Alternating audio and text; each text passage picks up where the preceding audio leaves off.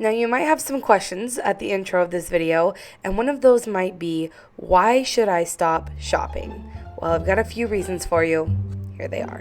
One of the reasons you might want to stop shopping is because you don't want to give into the ads that specifically target women and their insecurities and how to fix them by buying more and more and more. It is a hamster wheel that once you get on is very hard to get off of. Another reason you might want to consider stopping shopping is because it is creating a huge waste problem. Women's closets are doubling in size while we're only wearing the items half as long, which is a really concerning fact because 80% of the clothing produced goes straight to the landfill, which will be left here for generations to come. Aside from the waste we'll leave behind, we'll also be extracting so many natural resources to produce all of these goods. Not just clothing, but things I also call fast makeup and fast home decor. Every single thing you buy has a carbon footprint, a water footprint, an electricity footprint, and then will leave a footprint on this earth for decades to come while it's breaking down either in our oceans or in a landfill. So the next time you're in a store trying to decide if you should buy something, I want you to remember this video and use the methods that work for you from what I am about to share with you. Don't go into a store and look for things to purchase any longer. Only go to buy things that you actually need, and you will live a much more happy, fulfilling, and less stressful life while also being kind to our environment. Let's get into it.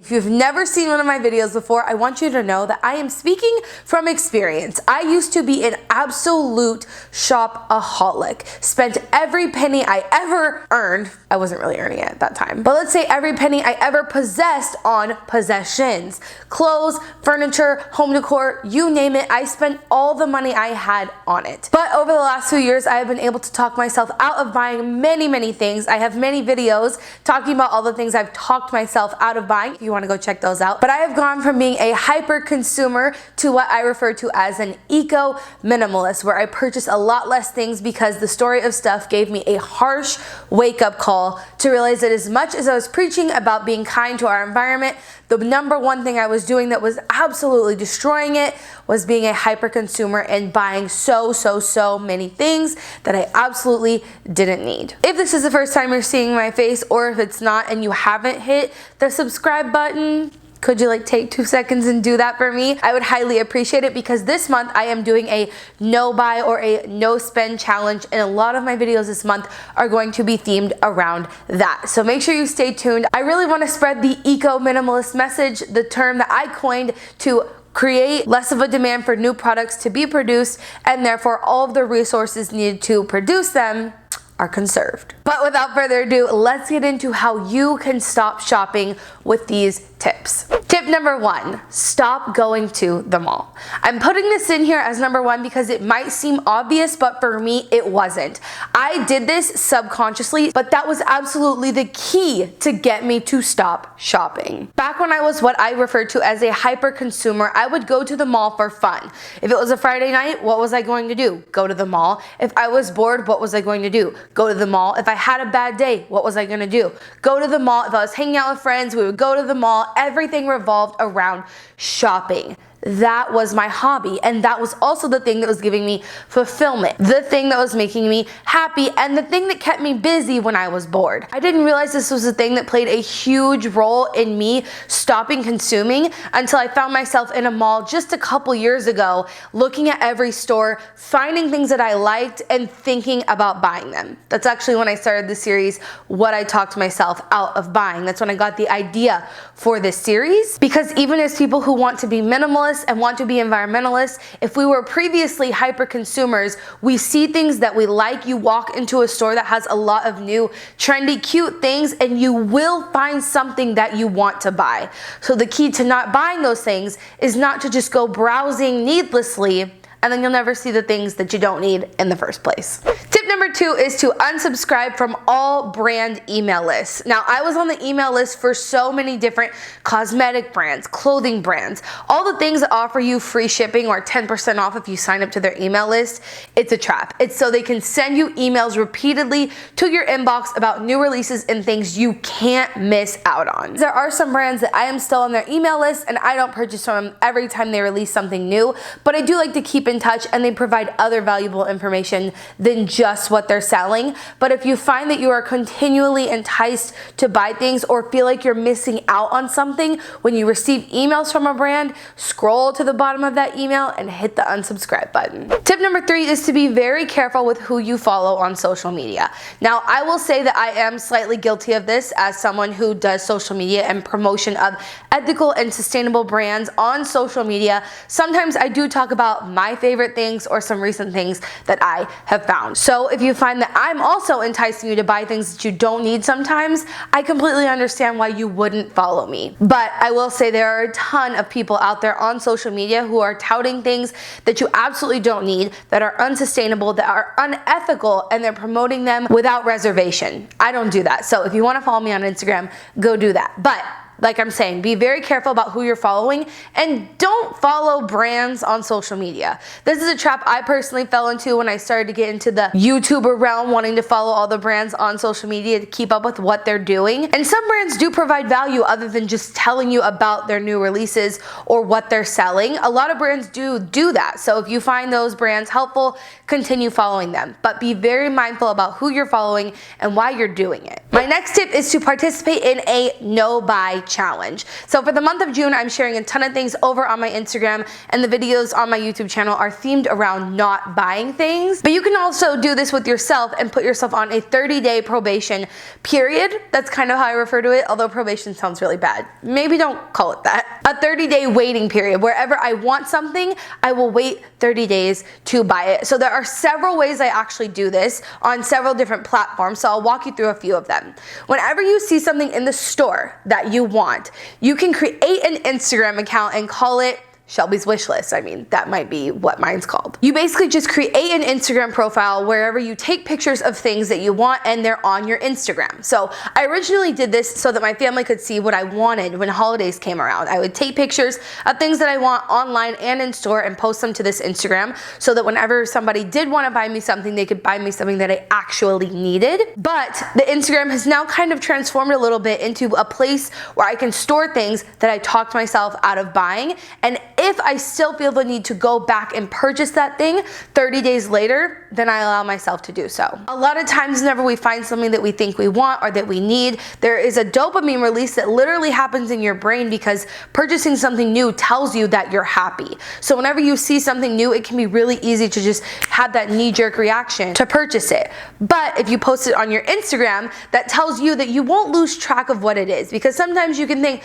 oh, but I might forget about this, oh, but I might forget where I saw it, that sort of thing. But by posting it to your Instagram, you can always assure that later you can go back to it. I also do this by clicking save on Instagram, and I have a folder called things I want, so that if there is ever some room in my budget or I am looking for a certain item, I can go back to that folder and find it really easily. It also takes away the scarcity mentality, because a lot of times we think, oh, but this thing might sell out, oh, but I might not find it again. But if you mark it on social media, you will always remember where to go back and get it. If you really decide after 30 days, after the excitement wears off, after you've had time to really think through a purchase, you can always go back to it. Similarly to this, you can keep a list in your notes app of things you talked yourself out of buying. I personally do this every single month. I literally go into my notes app every time I realize that I've talked myself out of buying something, and I write it down. Personally, for me, just about every month I share on this YouTube channel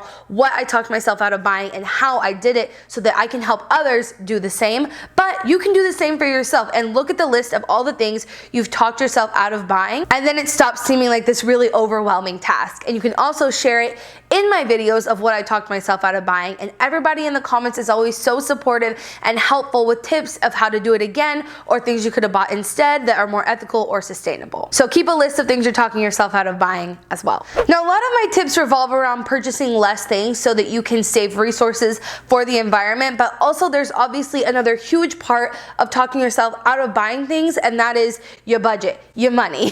I recently purchased a house and I filled it with a bunch of beautiful things that I love so much, but I wouldn't have been able to purchase this house if I hadn't talked myself out of buying a ton of things and if I hadn't had a budget in mind. So another way to stop shopping is to set a budget for things that you are allowed to spend on. Because believe it or not, scarcity actually really creates this reason to go out and spend more, if that makes sense. Because back when I used to spend all of my money, it would just make me feel like the next time I got money, I should spend all of it, because it creates this feeling of scarcity, of I can't have. And for some reason in our brains, that makes us spend money the second we get it. I don't know what this is. I'll do some research. If I find something, I'll leave it linked below, but I'm sure you can relate to what I'm talking about. It always seems like the people who are complaining they don't have money are the people spending money on silly things that they absolutely didn't need in the first place. So a way to combat this is to get really serious with your finances. Have a really serious look at your bank account and where your money is going. Because the majority of your money might not even be going to things like clothes. It might be going to things like eating out, like me.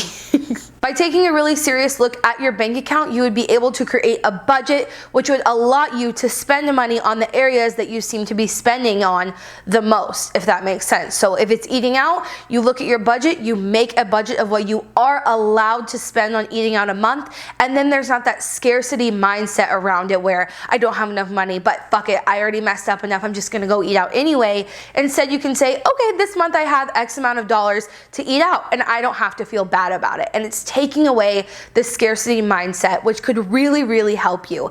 This might sound really hippy dippy. I know whenever people talk about the mindset and the, creating mindsets around things, but I guarantee you, if you do it this way, it's very helpful. It makes you feel a lot more secure in the money that you do have, in the budget that you have, and helps take away the scarcity of it all. Another huge part of this that can be really helpful is to have an emergency fund. Obviously, this is getting more into fun side of things instead of the environmental side of things, but I tell you, my emergency fund changed my life. Just having 3 months worth of my bills in my bank account, well, in a savings account at all times, is easily accessible, can take away your stress so much. And aside from just taking away stress, it takes away the scarcity mindset. So you always feel like you have a cushion, and you're never in the situation where you feel like you've been deprived, and the next time you have money, you're gonna spend it because you deserve it, because you've been deprived. My emergency fund genuinely took away that mindset for me and changed my entire mindset around money. So they say to have 3 to 6 months worth of your bills in a savings account that you do not touch unless it is an emergency. And I have lived by that for the last 3 years, and I tell you, it changed my entire mindset around money. So start your emergency fund today. Another thing you can do is have a dream list of what you would do once you reach your goal amount of savings. When we're talking ourselves out of buying things, obviously we are inevitably saving money. So for the last few years, my savings, my big idea for savings, well, I had a few. My first one was paying off all of my student debt in a year. Done. My second one was buying a van so that I can convert it and have a little travel vehicle situation. So that was my second goal, and that one's done. And then my third goal was buying a house, and that one's done as well. But having these dream goals in mind whenever you're talking yourself out of buying things and saving money can really help you think, oh, do I really need this thing, or would I rather this amount of money go towards my dream goals? It's really important to keep those in mind, and I've done something called morning pages throughout the last few years that helps me remember what my dreams are, what my goals are, what I'm grateful for, etc. So that's really helped me as well in buying less things for the financial reasons. And last but most certainly not least, kind of aligned with keeping a list of your dreams and what you would do with the money that you save, is your why. So my why initially was to lessen my footprint on the environment. When I found out how much impact everything I bought had on the environment, I immediately felt like such a hypocrite and couldn't justify literally buying anything new anymore. For years, I didn't buy anything new. And having that why in my head of the impact I was having on the environment always kept me going and talking myself out of buying things and helping myself know how to stop shopping. But maybe your why is that you want to buy a house, that you want to pay off your debt, that you want to help your family, that you want to do whatever it is that you want to do with your money. Keeping that why in your head every time you need to stop yourself from shopping, writing it down, having it plastered everywhere, whatever it takes, having a why and a goal-ish in mind will help you a lot to stop shopping. Alrighty guys, those are all the tips I have for today for how to stop shopping. I'd love to hear if you have any more tips in the comments, and everybody can go down there and have a real conversation about how you stop shopping or how you're trying to stop shopping, because everybody's triggers are different and everything is gonna work differently for different people. So definitely let us know in the comments how you talk yourself out of buying things, how you stop shopping, or what you're struggling with, and maybe I or someone in the comments can help you. Otherwise, thank you so much for watching and being here. Make sure you check out the links in the description to my email list and follow me on Instagram. And remember, until next time, you cannot do all the good that the world needs, but the world needs all the good that you can do. Bye guys.